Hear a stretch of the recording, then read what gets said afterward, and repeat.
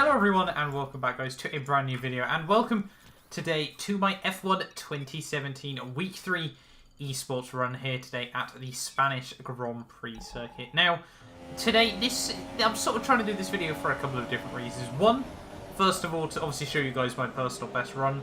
Two, sort of prove obviously Codemasters, it looks like they really want to start seeing footage from people's runs, so obviously this will also provide footage that I never cheated, didn't use any of the exploits on this run, as well as three, I sort of just wanted to talk overall about sort of this series so far. Now, one of the main reasons, like, people might be thinking is, Matt, why on earth have you gone back into this? I did week 1, I think overall I ranked P27 on Xbox out of all the people that actually signed up, but after one of my teammates, EVR Matt212, was able to get through into the semi-finals, that really sort of gave, I think, me, Reynolds, Danny M7, and all-rounder a lot of motivation, to get back into this, really sort of get back on the grind once more in this F1 2017 esports series today. So as you're going to see on your screens will be my fastest run from the whole event so far. This is being recorded on the Tuesday. I might have a few more goes on this tonight. I'll have to wait and see about that just yet. I really do still want to try and improve my time. I want to be, well, you'll see sort of where the issue is, why I want to just keep improving my time as much as I possibly can here. But first of all, Julian Palmer getting in the way a little bit there. I thought he'd try, go out wide a lot more than he actually ended up doing. Sometimes he just likes to cut the chicane. Oh, it's a bit odd. He likes to go very, very tidy into the bottom turn 6 there, and then he sort of let you through. But then sometimes he doesn't. That time is the only run I've ever had where Palmer sort of got out of the way midway through turn 8 there, down, obviously down onto the long back straight, if you will. So I was able to jump him and Verline there down that straight, which is really, really ideal on the whole. Sometimes you can try and get past them both a bit earlier there, but really, for me, if I was past both of them by the end of the straight, then it was looking like, I was going to continue on my run and then obviously keeping it nice and tidy through the final chicane there. But yeah, the F1 esports event, week 3, it's been one of controversy, I think people can safely agree. Now, I'm sure pretty much everyone that's watching this video has seen sort of the exploits you can do. I don't really want to show them, because in obviously the interest of trying to make sure there's as little media attention as around it as I possibly can. But yeah, there's been some exploits, unfortunately, and yeah, it's been frustrating to see, because ultimately there's been not much transparency, I think is probably the right way to describe it as well, by Codemasters. And I can sort of understand, with F1 2018 now obviously being announced, you can sort of understand, they've had their focus on that over F1 2017, but still, it's been quite a major bug. I'm going to openly put my hands up now and admit that I used it once as well. Got myself a PB. Unfortunately, this run is like 100 points off, which for those of you who know the scoring is pretty much nothing in this event. But yeah, I'll put my hands up now and say I did use the cheat once. I do regret doing it. There's no denying that. It's obviously, you don't really want to get involved in the wrong side of these sorts of things. But it was almost just to try and see, what you could do with it, and obviously see what times I was able to run. And yeah, as I said, this run was actually, I'm pretty certain, 2,000ths quicker on the whole without corner cutting. But unfortunately, with the way the fastest lap worked and everything, meant my score was about 100 off what I'd been able to do previously there. So yeah, that's sort of what went on with that as well. And it's sort of been a bit frustrating from Codemasters. As I said, they've had a lot of time to sort of really, make a decision on this. Now, personally, my personal fix for this would be, if you run wide or you got off the circuit whatsoever, I personally feel your run should be invalidated square up right then, I also feel it should be invalidated as soon as you run. It's sort of like, if obviously they don't want to go as extreme as invalidation, I feel the lap, you should get a warning as soon as you put 4 wheels off the track. It shouldn't matter whether you make a mistake or not. Obviously, that's sort of been where half the exploit has been, if it make it out like you've made a mistake, then you get away with it. Personally, I feel as soon as 2 wheels or more, sorry, 4 wheels really, isn't it, go off the circuit, then that should just be the lap invalidated. It shouldn't be how much time you lose.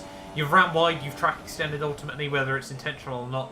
I think personally, obviously the top guys will be able to run 5 laps perfectly, so it shouldn't really be any of an issue for that. But yeah, as soon as you go wide, then I personally say that should be your run over and done with. Therefore, obviously, if you do get a warning, for those of you that are really competitive in this, you'll know that's obviously your run completely ruined, your score ruined, and everything like that. So obviously that's why I feel that would probably be the safest way forward for it. And the other problem we've had is there has been no updates on the leaderboards in about 3 days. So this run that I'm going to show you now, if it was submitted to the leaderboards, and obviously, say for example, in some weird world where everyone else on Xbox had not improved whatsoever, if this run went onto the leaderboards, it would be P11 on Xbox. Now, whether it is legitimately P11 or not, I honestly don't know. Unfortunately, you know, they're not updating the leaderboards at the moment. I'm not too sure if they're accessing all the footage or whatever, but yeah, this would be P11 on the leaderboards. I'm pretty certain Country Apollo can't actually make any of the races. His ping's not good enough, so I would actually be in the Spanish GP,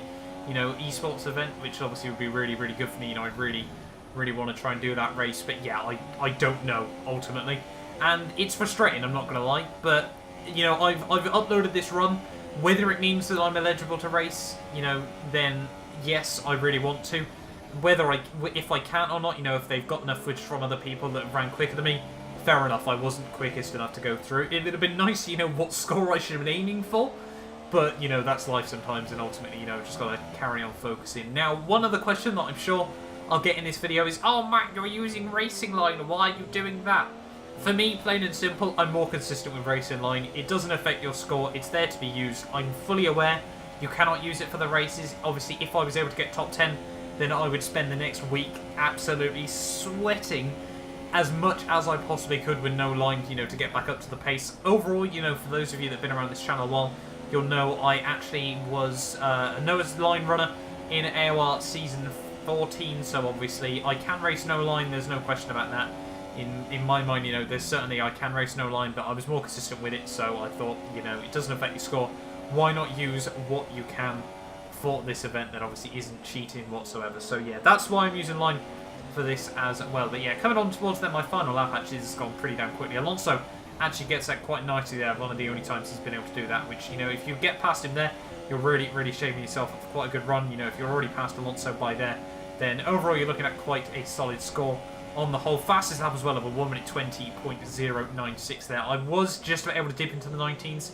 If I got the slipstream on Hulkenberg onto lap 64, then obviously you can pretty much just get, you know, a couple of extra tenths from that, and then hook up a perfect run meant that I was able to get, you know, into the 19.8 to 19.9. So yeah, certainly a 20.0 with no DRS is certainly really, really happy with that result there. But yeah, out of the final corner then, down towards the line, and overall that has been a fairly successful run, if I do say so myself. No cheats, no exploits, a run that I can certainly be happy with on the whole, and hold my head up high and say, you know, that was a legitimate score from myself there. 247,300 odd points. I think it was about 386 on the whole. So yeah, as I said, really, really happy with that run. My personal best, obviously with the exploit, was 460 overall there. So we were only 62 points off that run on the whole though, which yeah, it still wouldn't affect my position whatsoever there. So yeah, there we are.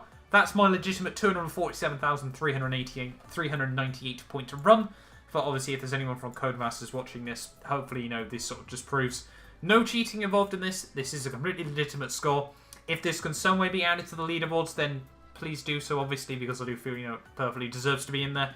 And yeah, overall, very, very happy with that run. If we have a look, though, over at the leaderboards in just a second, you'll see that, well, as I said, you know, it is actually good enough for P11 currently in the world. There, as you can see, we've got Country Apollo 90, who actually qualified the top 10 last week, but I don't think was allowed to race, so I think we can sort of discount him. Wycombs, obviously AOR coordinator there. Carstrees, who raced last week. Simon, TRL Button, Veloce Limitless, a Drawmaster, my teammate EVR Reynolds, P1R Brown, who I raced with back in F2, Danny M7 as well in EVR, and I slot in right behind him, between him and Cryo Lockdown there in P11. So obviously, if Country Apollo is, you know, isn't allowed to race these due to his ping limit, then that'll mean I'm hopefully in the event. If I'm not, as I said, you know, if people have legitimately gone quicker than me, then fair enough. I think I've seen a tiny bit of Danny and Reynolds run. You know, I know how quick those guys are anyway, so, you know, I can completely say those guys are legit. Brown, Drawmaster, probably legitimate as well.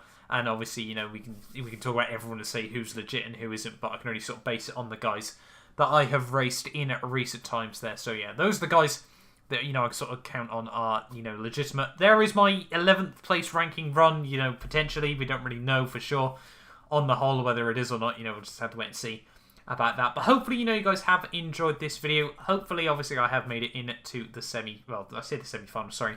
The, you know, group stages, if you will, quarterfinals. I don't even know really what to call it on the whole there. But yeah, thank you all so much for watching this video. You know, it is a bit of a shame with the way this event sort of turned out, but hopefully, you know, we get some insight into it soon. But yeah, as I said, thank you all so much for watching. Do not forget to like, subscribe, and I'll see you guys next time for a brand new video.